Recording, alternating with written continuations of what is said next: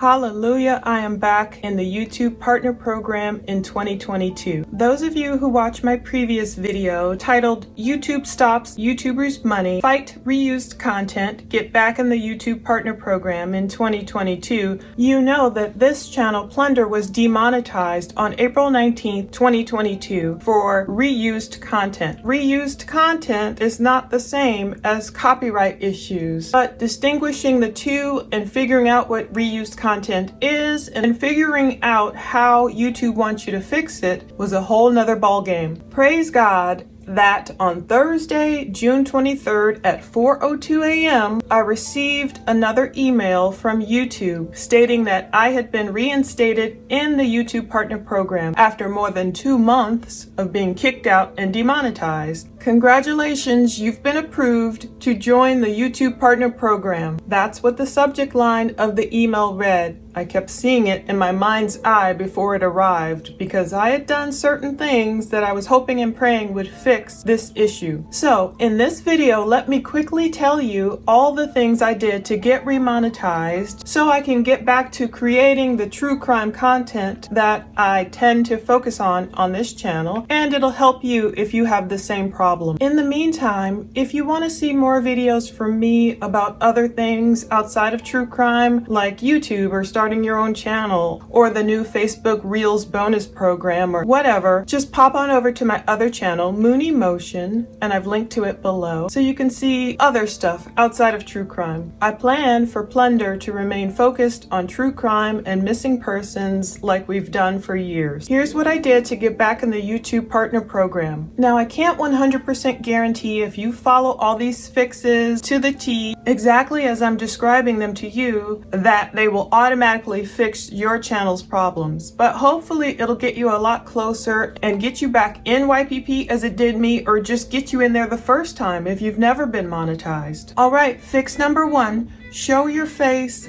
everywhere. That's what I chose to do. Put my face everywhere, on my channel art, on my avatar, and as you can see in my videos in video format. YouTube apparently needs to know it's you producing the content in the video. Now, I want it to be more of a documentarian. It seems to me that without stating it directly, YouTube wants presenters. They seem to want talking heads, even if YouTube won't admit it. I want it to be more of a documentarian, just presenting the story on the screen while I'm in the background, editing, creating the work. After all, you don't see Ken Burns popping up in his Civil War documentaries. You don't see Ava DuVernay popping up in her Central Park 5 documentaries. Certain genres do not lend themselves to the creator appearing in the video, but it really seems as though this is what YouTube wants. They want to see us. They want proof that we're speaking. This is my face. This is my voice. These are my mannerisms. This is me tapping right below Jesus. Perhaps because of legal liabilities or whatever reasons, this is the direction they're going. Even Facebook is going this way too with their Reels. On the hunt for info about how to fix this problem, I found Facebook guidelines and YouTube guidelines. It appears as if this is the direction social media platforms are heading. For example, I'll tell you real quickly, Facebook prohibited formats. In terms of monetization, they don't want static images appearing in their video. I liken this to sometimes, on YouTube, especially in the true crime genre, someone will just pop a photo in a little circle of their face and they'll speak underneath that and narrate the video, especially if it's breaking news. They don't want to go on camera. Well, something like that could not get monetized on Facebook. I'm kind of correlating that to what YouTube wants as well. Facebook also doesn't want static image polls, like a poll of, whatever questions just right there. Should I wear red or blue?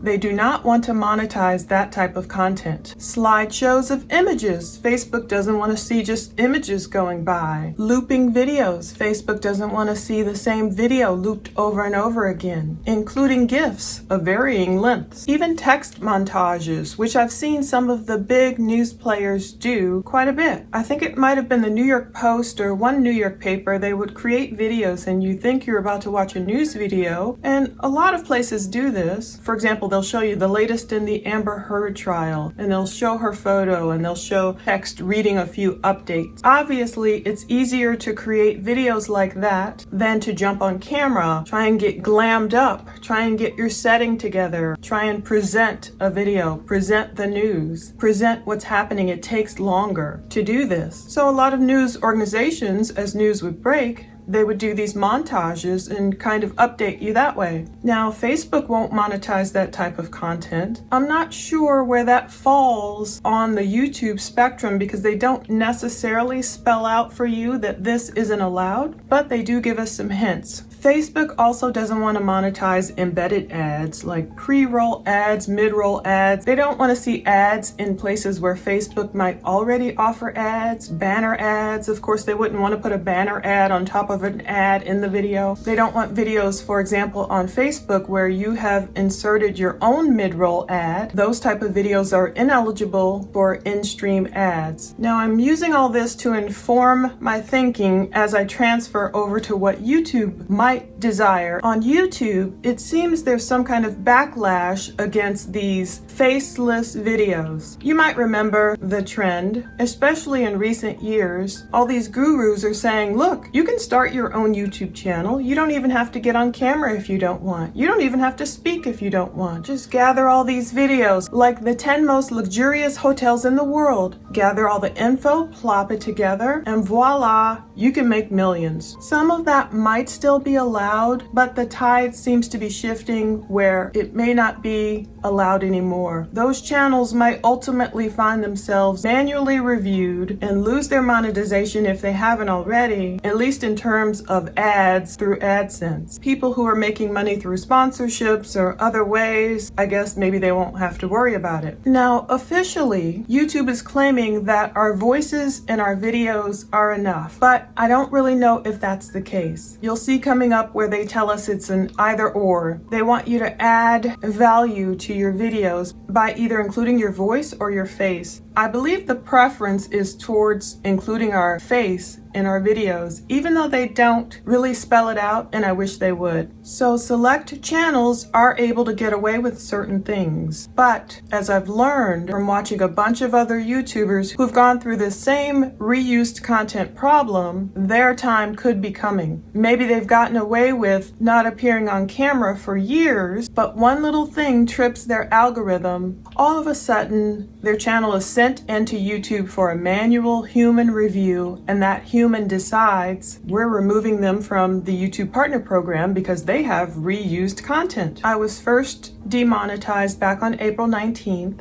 I tried a few fixes, deleted, cherry-picked some videos. I tried to delete what I thought might have been the problem. Apparently it wasn't enough because I couldn't get back in the program in May.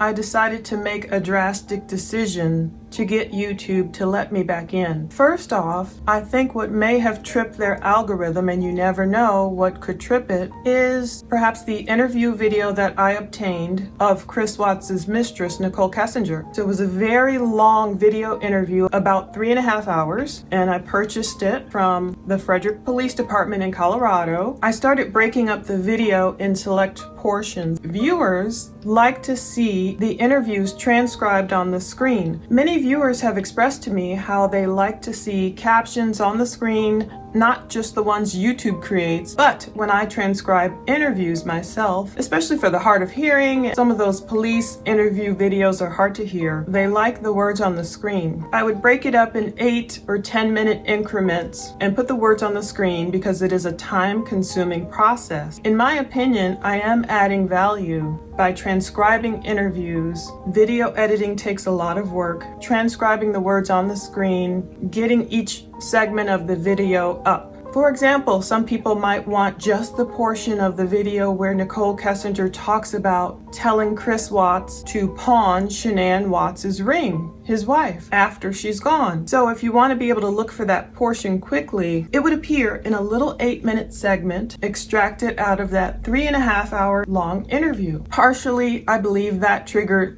the algorithm. by me breaking up the interview. I've seen other channels do this, break up interviews into smaller segments and make them more bite-sized and viewable for a viewer who doesn't have 3.5 hours to watch one video in one sitting. I'm not sure if it's truly allowed for some other organizations and not smaller YouTube creators or what. I think that's one thing that tripped the algorithm. But when I deleted all those videos, I didn't get back in. Also, I was watching the Oscars right when the Chris Rock slap happened. So I got footage of it and I uploaded it. I may have been one of the first, if not the first, to get it on YouTube because I was watching it as it happened. Now, admittedly, I didn't add any context around it. I didn't come on screen and say, oh my goodness, guys, did you see what happened? Let's analyze this together. I just did a small portion of the actual slap and reaction. And of course, it went gangbusters and gained a lot of views. But that could be another thing that trips YouTube's algorithm. When you gain a lot of views really quickly, they might send a human over to say, whoa, why are they gaining all these views? Even after deleting that video, all the Nicole Kessinger videos, I wasn't let back into the YouTube Partner Program. That's when I made the big decision to just gut my channel. And by the way, putting your face on camera, as hard as it may be, as camera shy as you may be, not wanting to go through the trouble, which is another issue. People have stuff going on. They have kids, you know, their hair might be a mess. They might still have their crazy clothes on from the night before, what have you, and they just want to pop online voice only and tell you what's happening. I'm not sure how long that'll fly with YouTube now. But one thing, viewers, you guys have been so kind. You do tell me that it does help to put a face to the voice. People want to see your face and it makes it more personable and relatable. It helps our viewers connect with us more. I don't want to worry about any other challenges that might come with it. You know, I've learned over the years to ignore bad comments, stay on that block button, hide this user from this channel if people get foul or what have you, and just go for it. The time is now, and maybe that's why this may have happened to my channel, your channel, because it's time to do a shift. So, fix number 2, I gutted my channel. Prior to my 3rd attempt to get back into the YouTube Partner Program, I deleted more than 1,125 videos. I don't know what the original number was.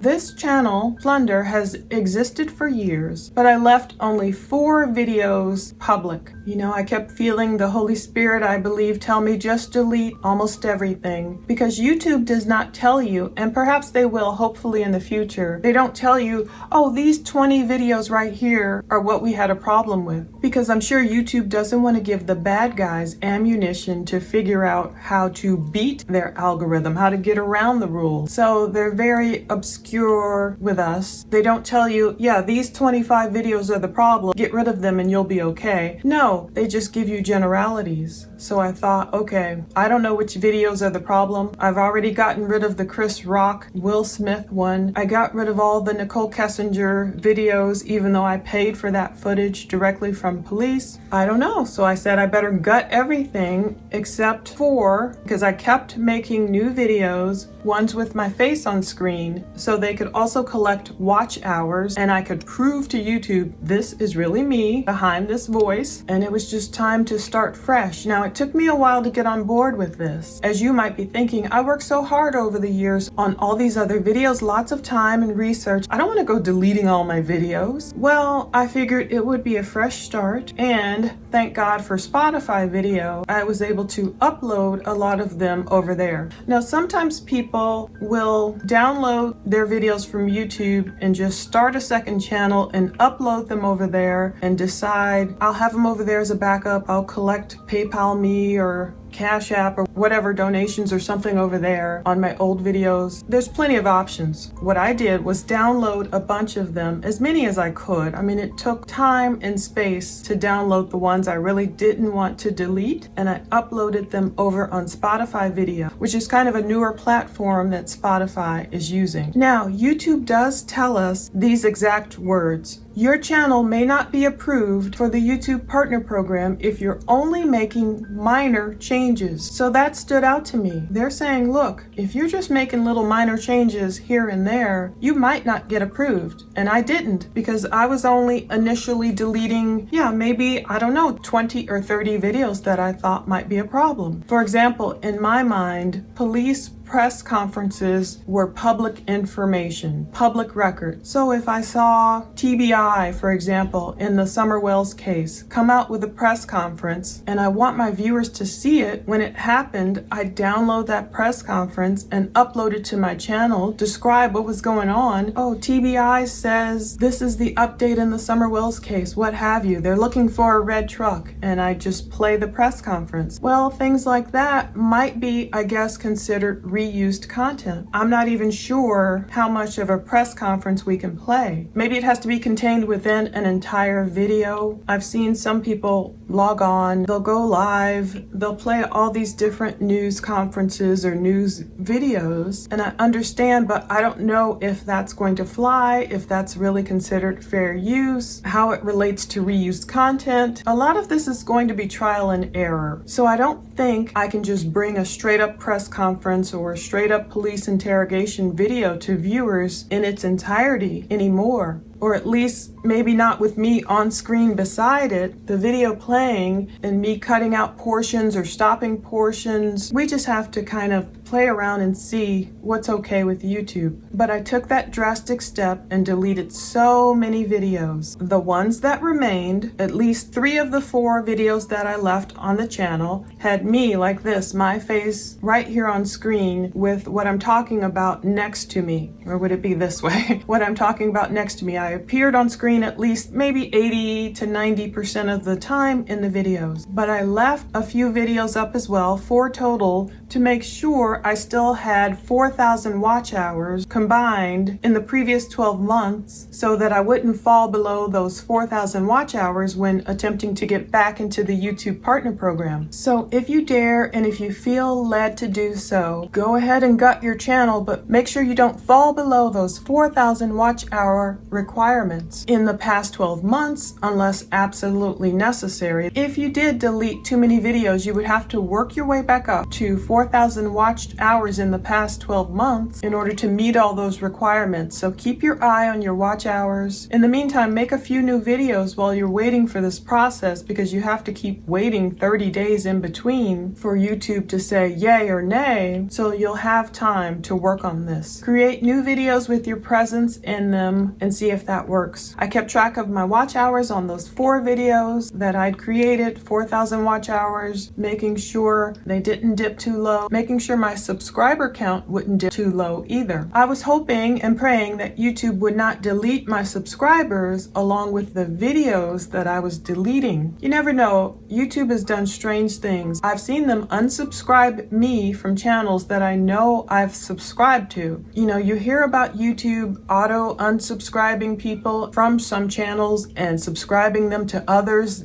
that they didn't subscribe to, so stranger things have happened. But I kept my sub count for the most part. My subscribers remained around the same. You will lose the views associated with those videos you've deleted. And you can see it if you go over to socialblade.com, look up your own channel. You'll be able to see how many videos you've deleted, what the video count drops to. You can also search for your channel on YouTube in the search bar, and that will show you your total amount of videos as well. But Social Blade tends to update faster, and you'll see your view count lessen as well. So it took days to monitor this process as I was deleting and uploading over on Spotify Video, saving the descriptions and all that. Now here's another official reason from YouTube that I took as an indication that I should gut my channel. YouTube says if you are going to create content that primarily draws from other sources, then we encourage you to transform the original work and give it a new creative perspective or meaning. Again, it's very vague and blue sky. You know, they don't tell you, there's no recommended only use 5 seconds of this clip and then talk for 20 seconds, or, you know, there's no hard and fast rule that you can follow to know you're in the clear. YouTube says we'd recommend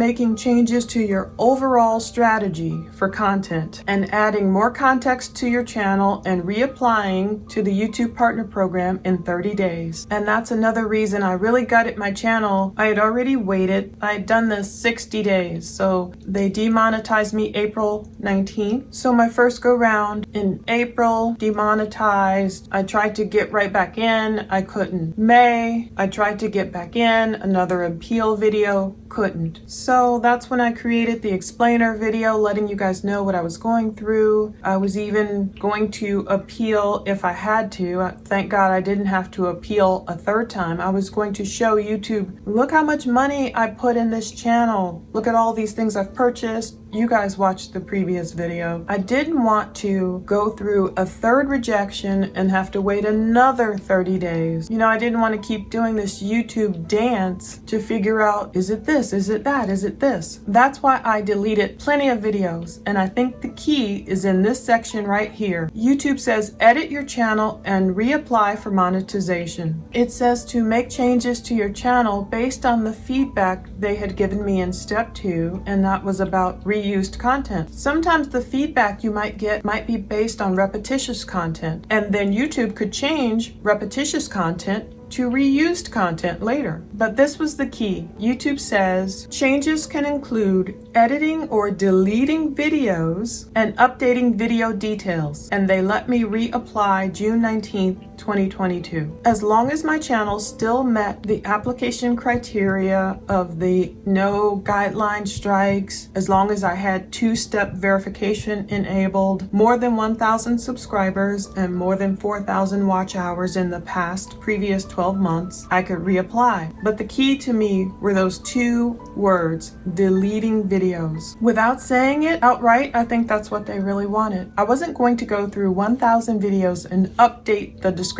After all, my descriptions in, I'd say maybe half or more than half of the videos were already really detailed. And besides, I thought if a description is something that's only optional, we shouldn't have to fill it out. Now, obviously the title is required to the video. If YouTube wants the description of the video to be required, they should change it to required and not optional. And I didn't think that was the problem anyway. And I wasn't going to go through and edit the video. Some people have done that. They've edited certain videos just to take out reused content, and that has worked for them along with deleting videos. But for me, deleting videos was the answer. I wanted YouTube to see the next time they had a human lay eyes on my channel, because obviously I don't think they were really watching my appeal video. So I needed to hit them with some truth, with some huge changes the first time they looked back, a human laid eyes on my channel. They were probably only taking a few minutes to look at our channels, so I wanted to make sure they saw my face on that banner, my face in the avatar, the description. If you go read it, my about section, it'll say hello, it gives you my name and everything. And then they would only have 4 videos to look at, and you don't want to leave any really unlisted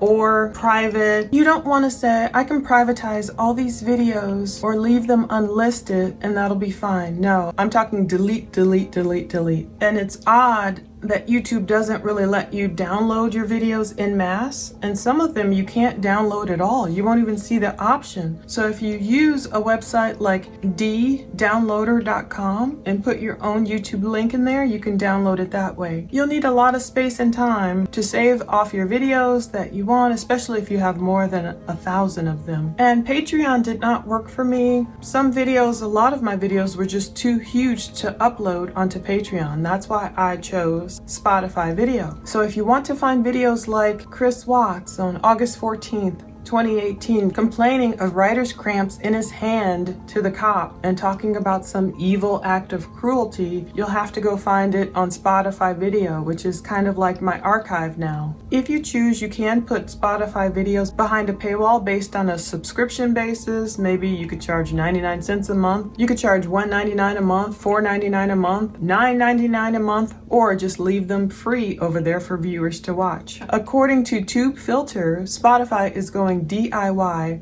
with podcasts. So creators in certain countries can upload their video podcasts over on Spotify through their company Anchor. Again, Spotify knows it's a way that viewers can connect with these podcast hosts on a deeper way than seeing us through video. I haven't gone through their bookload of rules either, so you'll have to go over there and read, but TubeFilter says that Spotify is rolling out monetization for these video podcasts in the form of the monthly subscriptions. And they are giving creators 100% of the money that users pay them for these subscriptions, allegedly, at least through the end of 2022. After that, Spotify will take 5%, which I think still might be a better deal than YouTube. So we'll see how that works out. Fix number 3 is sort of what YouTube alluded to. Rethink your entire YouTube strategy, your whole content strategy. If YouTube is creating a backlash against all these faceless channels, think of ways to get your face on your channel. Or even, I'm hoping, if we create channels, for example, where we want to hire actors to play out certain scenarios, and the actors' faces are out there on the channel. You've seen some of these, where they have like a moral or learning lesson. Some of those channels do really well. Hopefully that's still okay with YouTube. There are people, human beings on the screen. You know, whether you could put your cat on the screen and use your own voice, you know, there's so much up in the air that we don't know what's okay and what's not. We can also follow to a certain extent what other YouTubers have done after their channel has been reviewed and perhaps even demonetized in order to figure out what's allowed and what's not. We cannot always look to the channels that have not been demonetized yet. A lot of people might say, well, this channel, they don't go on screen ever, and they play these super long interrogation videos, and they do this and they do that. It very well might be okay for the time being, but it might not be. It might not be something to base a new strategy on going forward. In essence, say goodbye to the super long interrogation videos, even the ones we obtain and pay for, at least not without commentary. Are memes okay? What about GIFs? We don't know.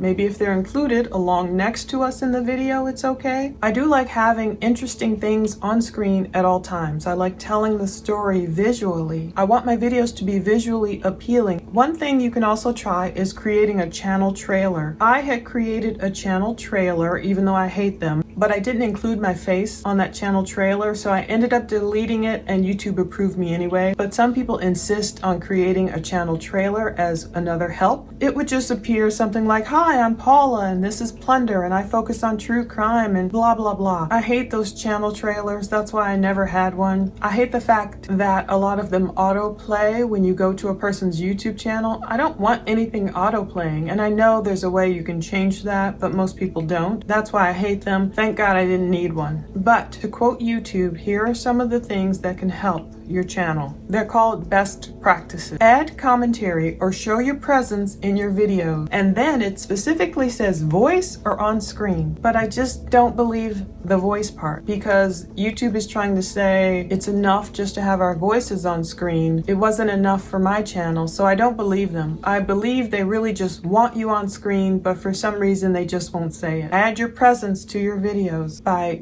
commenting. It makes sense. People want to see you. They want to know your thoughts about a topic. So for example, when I caught that Chris Rock slap, if I had taken the time to upload the video right here, and if I would have said, oh my goodness, did you guys see what happened at the Oscars? Boom, here's the slap, blah, blah, blah, blah, blah, blah, blah. However else I felt about the event, would that have been okay? Would that have still been reused content? Would that have been fair use? Would YouTube have then deemed everyone else who posted the video afterward, because so many people were interested in that video, would it have been deemed reused content? Is it okay for people to show the Johnny Depp Amber Heard trial coverage and talk about it right next to it, or if it's just on the screen and paused and narrated, is that okay? YouTube says link back to your YouTube channel from your official website or vice versa. So they want to see a link. I don't really have an official website, but I do link to Plunder from Twitter and from Facebook and from Instagram, and vice versa. I link back to my Twitter from YouTube. So hopefully that was official enough. Provide more context about your work in your video and descriptions. I don't know what they want to see here. We'll just make sure our descriptions are descriptive, and what else can we tell you about our work in the true crime genre in the video. And again, best practices are to have a featured video where you talk about your channel and your work. I'm glad I didn't have to go that far. I guess I could record a featured video, but we'll just go from here. I also learned a lot from other YouTubers who had gotten kicked out of YPP and got back in. I watched this one video from a YouTuber named Downloading Pirate, how I monetized my YouTube channel after reused content. So that's what helped me make the choice to put my face on screen and delete tons of videos. If you go to his video on Downloading Pirate, which I've linked to, he helped a lot of people literally get back in the YouTube Partner Program and become fully monetized once again. One guy was named LJ Smooth. He was trying to do a reaction video. Now, reaction videos are popular. Something might happen, you react to it, but for some reason, YouTube wasn't having it. Delete, delete, delete. Some places, especially the Facebook Reels program, they don't want to see any watermark from anywhere else. They don't want to see a TikTok watermark or anything on your videos, even perhaps if you're reacting to it. So I'm not sure if YouTube is going this route, but that's one thing we can stay cognizant of. Even if we're reacting to something and a TikTok video is there, maybe YouTube might not want to see that TikTok logo either. So this LJ Smooth guy apparently deleted a lot of his reaction videos. He focused on vlogging about cars instead. So that was his entire pivot, and he's monetized apparently. There was a guy named ShotgunTube, also changed his strategy. I guess he was focusing on, I don't know, videos about women or something. I don't know what they were about, but he changed his whole strategy and changed the focus to cooking, and he got remonetized. If you look at the video from ShotgunTube, it's called Demonetized for repetitive content. He talks about being demonetized 6 times. So it's something that can happen to people over and over again, maybe if they're making the same mistakes. So whether it's reused or repetitive content, I think the lesson is to kind of slow down and not just throw things up, but take time. You know, it's obviously a backlash against what people call lazy creators, just wanting to throw something up, maybe to have a video up, or if it's breaking news, sometimes people just want to tell their viewers the breaking news without, doing this long diatribe and whole process. But I think it's backlash against that. So, and also, too much sexy stuff or what have you. I think YouTube has just gotten away from a certain genre, even though apparently some people are getting away with certain stuff. I think with the advent of that COPA changes and so many changes on YouTube,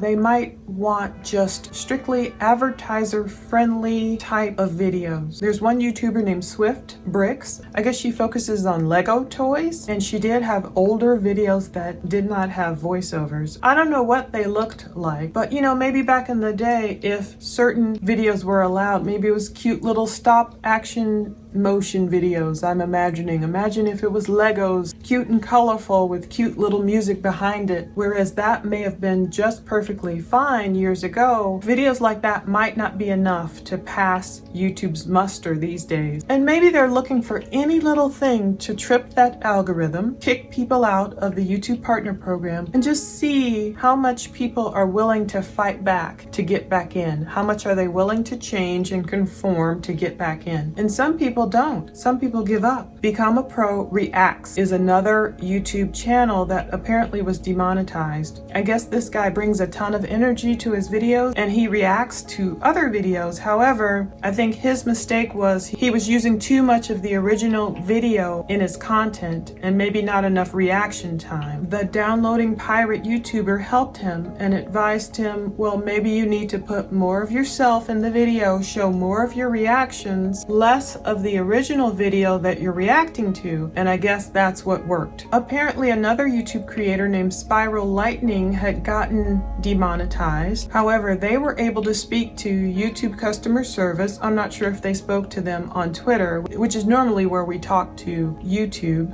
The Spiral Lightning YouTube creator used to read public domain books, and they set their channel to a public domain photo setting. They switched it to vlog and book commentary. This is kind of a problem also that in my previous video I showed you that Sherlock Holmes guy with the great voice who reads those books. This may have been related to his problem too, even though he fixed it. He said for now, I'm not sure what he did to fix it, but that Sherlock Holmes guy who read the books in his beautiful accent was also able to get back into the YouTube Partner Program, and his issue seemed to stem from public domain works as well, and maybe not including his face on the screen. I'm not sure if going forward he's going to include his face on the screen, or did YouTube tell him it's okay to read public domain works? Again, a lot of things surrounding this reused content is unclear. Like the downloading pirate said, obviously YouTube is upping their game with the type of content that they want to monetize and present to their advertisers. The downloading pirate is saying that in order to add significant commentary or to change something significantly, you've got to add a lot of yourself and your own commentary to your video. If the Chris Rock controversy slap,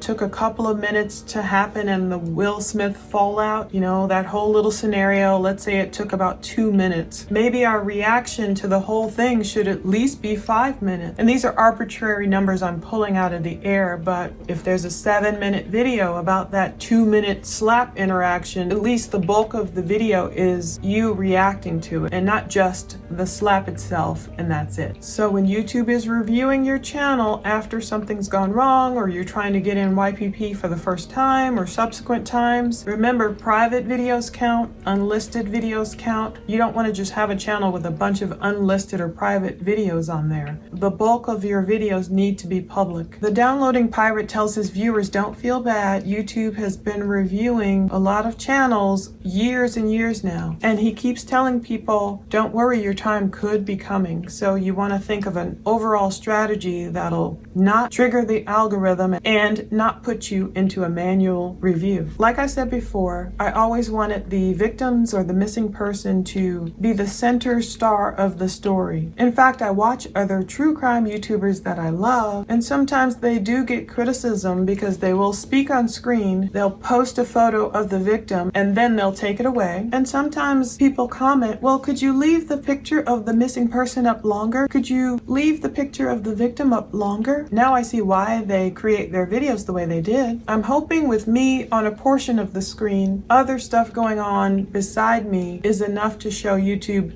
I can give YouTube what they want and give my viewers what they want too. I can keep victims or missing persons, missing children's photos on the screen beside me while my presence is still here in the video. That seems to be working. I pray it continues working for YouTube. Fix number 4 is to proceed with caution and keep up with the changing YouTube wins. You don't know what'll change over time. I've seen my first video on YouTube, I believe, went up in 2006 on a different channel, so that was like 16 years ago, and boy, have things changed on YouTube in 16 years. What kind of content can we monetize? Officially, YouTube says that for your videos to be eligible for monetization, you must own all the rights to commercially use everything. I think they have to officially say this, but I know this is a load of malarkey. You and I, everyone has seen YouTube videos, news videos, where they'll flash to the person's Facebook page and they'll say facebook.com/courtesy of whatever the person's name is. And that victim or that perpetrator, whomever, did not give all these places permission to use their photo. They're going by the fair use rules, which allow us to present a story and show the visuals and tell the story and explain what's happening in context. But YouTube says we should create all the elements of the videos ourselves, whether it's a do-it-yourself type video, cooking, daily vlog, what have you. A tutorial, original short film, original music video. And it says to keep in mind that advertisers are more likely to place ads on advertiser-friendly content. Although I know some are willing to put their our ads on more controversial content. The guidelines for the content that we didn't create, YouTube says to clear the right to use and monetize this content on YouTube. I like this one YouTuber named Solo Iceberg who said, nobody owns your face. By virtue of just putting our own face in our videos, no one can claim that, even though there was this one video where YouTube tried to claim this guy's face. I don't know, something weird happened there, but this is one big way to add the unique spin. Anyone can kind of claim a voice without us really knowing whose voice it is, but this is our face, these are my movements, so it's unique. As for advertising revenues, YouTube will pay 55% of net revenues recognized by YouTube from ads displayed or streamed by YouTube or such. And you have to have an active AdSense account associated with your YouTube account. Fix number 5, focus on more quality, read everything, expand beyond YouTube, and also welcome the change. I found myself needing to read YouTube rules in many different places, going to the official support groups on YouTube and such, finding out things from other YouTubers, sometimes which are just a guess, other times they are official things that Team YouTube has stated on Twitter, and they will link to different support answers. So read everything you can find and try and read between the lines, play around. It really just helped to gut my channel. Going forward, it helps to see what's actually happening on YouTube, see what's changing. Back in the day, the beauty bloggers were ruling and they were making maybe tens or hundreds of $1,000s per month. That changed. There was a bunch of drama in the YouTube community, and maybe YouTube backed away from that drama. Many of those beauty bloggers transferred over to TikTok or Instagram. Some folks like Bailey Saren, she invented a whole new genre. She's a beauty blogger that decided one day to start talking about the Chris Watts case. There's one video she has from January 14th, 2019 about Chris Watts. It's gained more than 10.4 million views. She just decided one day she would do her makeup and not just talk about makeup, but it's like a get ready with me while we also chat about true crime. It was a huge success. Back then, I was so glad to just watch anyone talking about the Chris Watts case, because if you get into a true crime case, you want to hear all these other people's opinions about it. I was so grateful to Bailey for even talking about it, a larger YouTube creator giving her take on the case. Bailey had an idea of something she didn't know would fly, but it turns out she shifted at the perfect time. Try and predict the trends on YouTube. Don't be afraid of change. It was one of the best things to happen to my channel. It kind of helps with creator burnout. You get used to doing things a certain way, but sometimes things force us to change, and this was a good change. It forced me to appear on camera. Some genres don't lend themselves at all to appearing on camera. Like maybe you create animations and you voice those animations and they're for kids, and YouTube all of a sudden is saying reuse content when you know, oh boy, this is not reuse content. These are my animations. Maybe if YouTube keeps rejecting you, consider some unique way to get yourself on screen and see if that would work. Dress up crazy or something kids would like. Do what you have to do, because YouTube is obviously doing what they want to do. However, I really do hope YouTube rethinks their whole demonetization of these artificial intelligence voices. I'm not just talking about text to speech. I'm not talking about content farms that just grab articles and create nonsense. I'm talking about people who may not be able to speak. Maybe they have a speech impediment. Maybe they can't speak at all. And so they create these great channels. They express themselves. AI voices, like on sites like murph.ai and others, are really quality voices. They're not just that